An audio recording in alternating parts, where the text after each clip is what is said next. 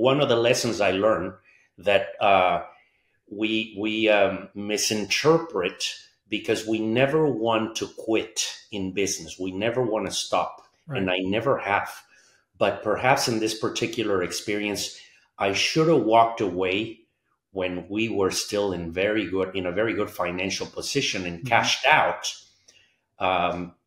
But could you have known? I mean, no. Looking back, could you have known that that was the right move?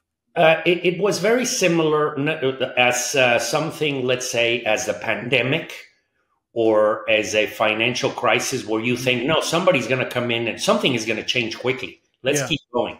Right. Let's invest more money. Let's keep growing. Let's find more customers. Let's travel more. Let's hire more salespeople, and let's do more in order to perhaps save ourselves from this situation, instead of saying, no, this is going to get real bad. So no. Yeah. And I would say too, forecasted it, but no. Being young and full of energy and passion, this is your first adventure. I mean, it would seem like you were doing something so wrong by not charging for it and not trying to make more of the situation. So I don't see how you could have seen that that would be the right move at such an early age and early, for adventure. Absolutely. I don't think that, particularly at that age where you feel invincible and you think that you can overcome any situation. So that wasn't the case here. Yeah. And little by little, we drained our savings, and our company went down, and I was out of business completely, having to start again. Thankfully, I was still very young, but darn, it hurt. It hurt. It was painful. It was difficult.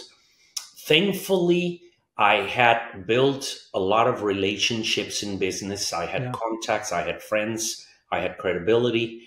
I had a good reputation. I had made some investments.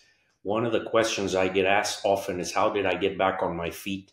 And I had made, besides contacts, a couple of investments in restaurants and things like that.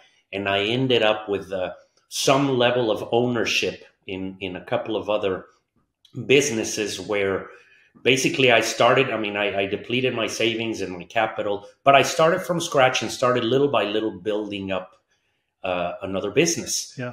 And a lot of things happened. A few years went by of pain and suffering and rebuilding things, and most of all mentally, psychologically, rebuilding your ability to become positive again and thinking that things are going to do well.